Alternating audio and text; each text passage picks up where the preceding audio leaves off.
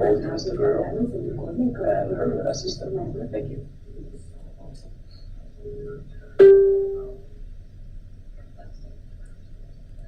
Wow, taking a oath, man.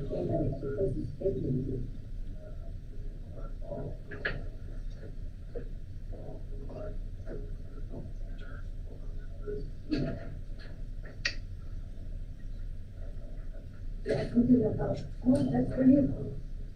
And this is for you. This is from MP, that's what, yeah, so we can, my office could help them out because of the road. I went down and I donated my time. Thank you, Mr. Guerrero. And for the record, you are on the roll, so please answer as truthfully as you can. And for the record, would you please state your name and position? Thank you, Mr. Chairman. My name is Gerald J. Guerrero. I am the Special Assistant for Homeland Security and Emergency Management Office. Thank you, Mr. Guerrero. How long have you held this position? I was appointed to this position in 2014. So let the record show from 2014 you were head of Homeland Security. Would you describe, for the record, the mission of Homeland Security Management and how it plays into the pandemic or COVID that we are in right now?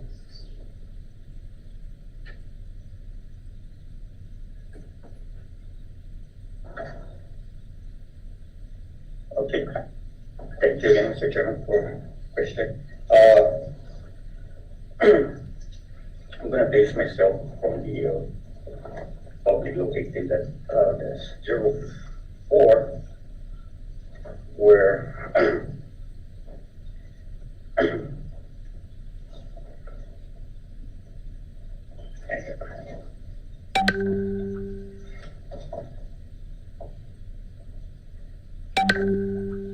the CNMI Homeland Security and Emergency Management Office managed and implemented the principle authority under this Act to authorize HSCF as the primary state responsible for response coordination of significant emergencies and major disasters within the CNMI. Thank you, Mr. Guerrero. So in your chain of command, who do you answer to? Is there a person above you, or is there a list of other, other assigned personnel under your or above your position?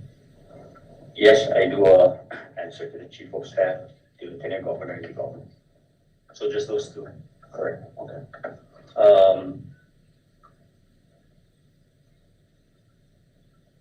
And what is your position in relations to Mr. Patrick Guerrero and or Ms. Virginia Villagomez? Is it a same level or? The GAR is appointed by the Governor. In terms of level, I believe we're the same. They report to the Governor as well. Okay. So they don't instruct you on how to get things done or requests for items or requests for contracts? Yeah, no. But they help me. They're in that position to Correct. Okay. Coordination and so forth. Yes. Okay.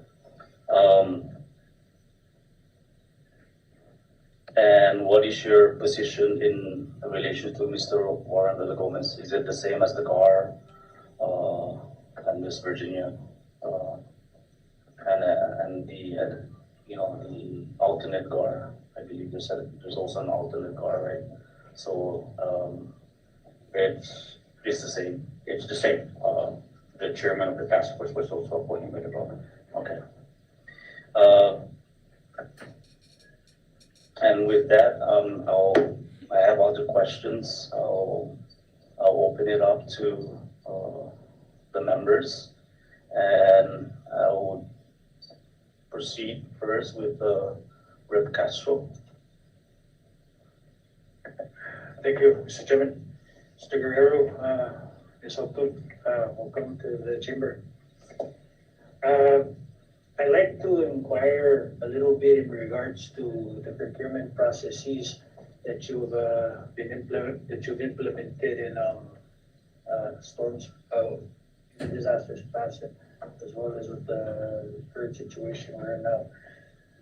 Just for general purposes, sir, for the record, I noticed on some of the, on some of the contracts that we reviewed, the abbreviation ICS is present over there. I'd like to ask for the record, could you state what the ICS is and what specifically is its purpose in all of this? Thank you, Red Castro. ICS stands for Incident Command System. It is a system that was developed by FEMA right after the 2000, I'm not sure, but right after the tower attacks in the mainland, FEMA came up with a with this system that we follow here in CNMI. Okay, thank you for that clarification. Now, does your agency follow the standards implemented within that system? Yes. Okay. So in regards to your certification, in regards to those FEMA standards, HSCM is certified, is ICS certified? Yes, all the staff at the office must go online and take those courses. Okay, thank you, sir.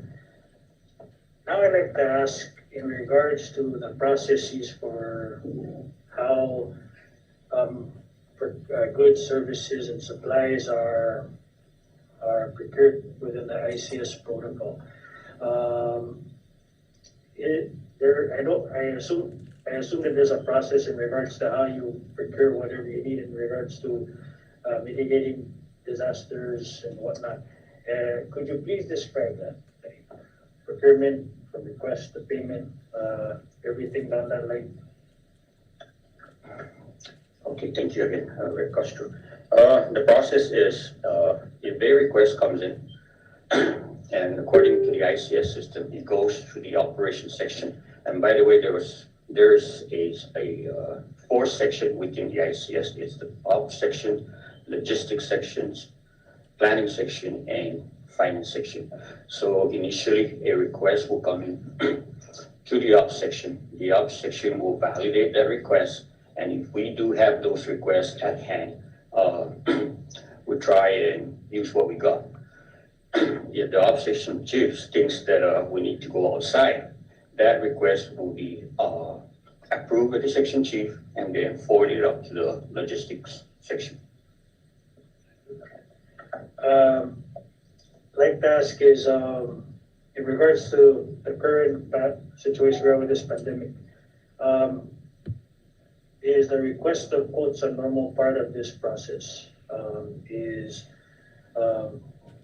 Either whether it's specifically indicated via the standards through the FEMA ICS system, or if it's a personal protocol within your own department, do you still maintain some certain forms of some certain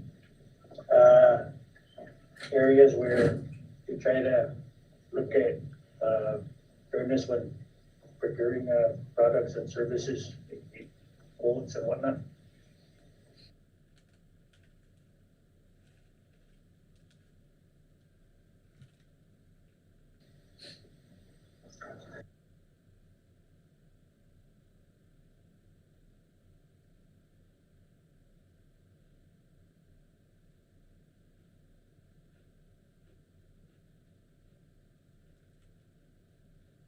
Okay, you know,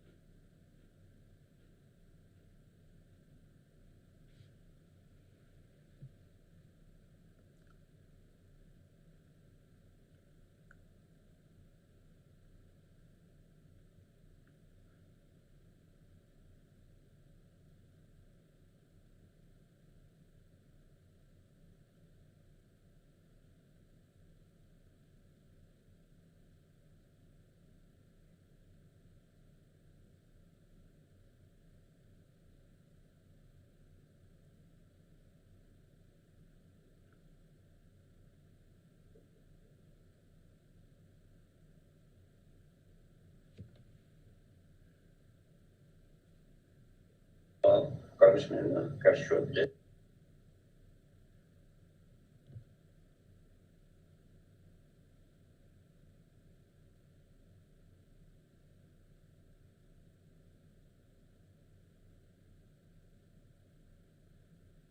Stand by, folks. I think there seems to be a connectivity issue. Stand by.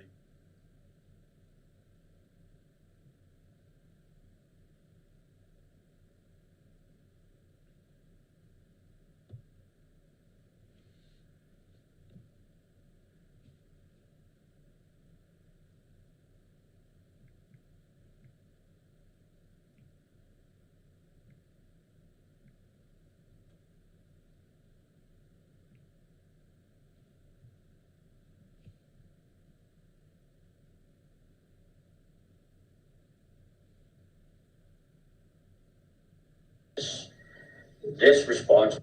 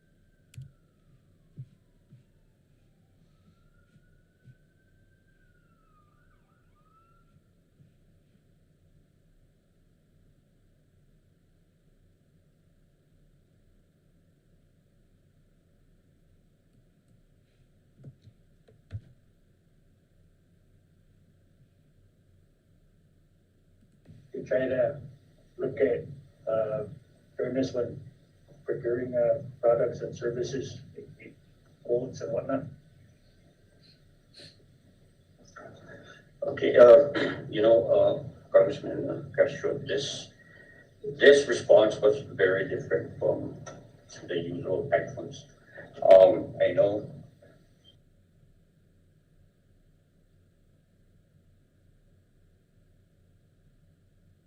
there were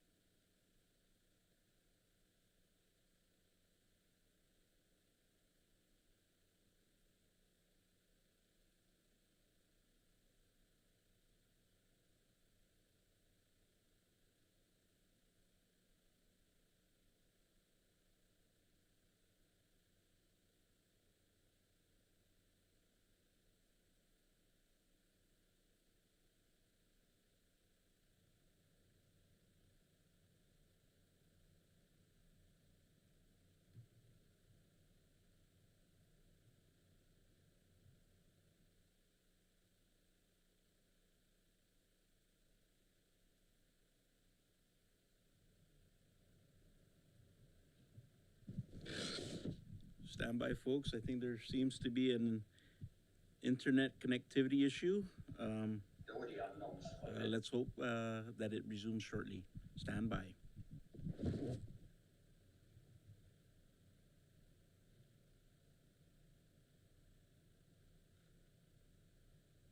Meanwhile, I'll be eating my tomorrow chip cookies. Thank you.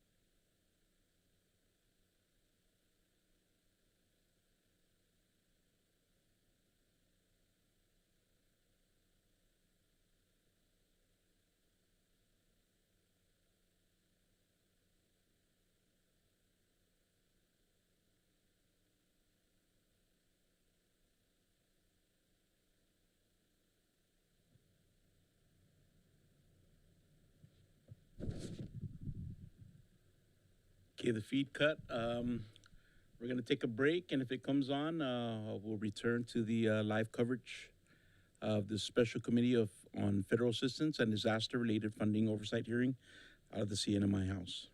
Thank you very much. We'll be back.